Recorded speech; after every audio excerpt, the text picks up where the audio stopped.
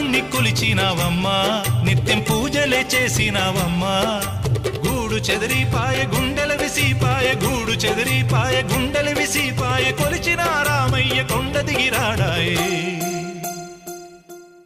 వందనాలమ్మా అమ్మా వందనాలమ్మా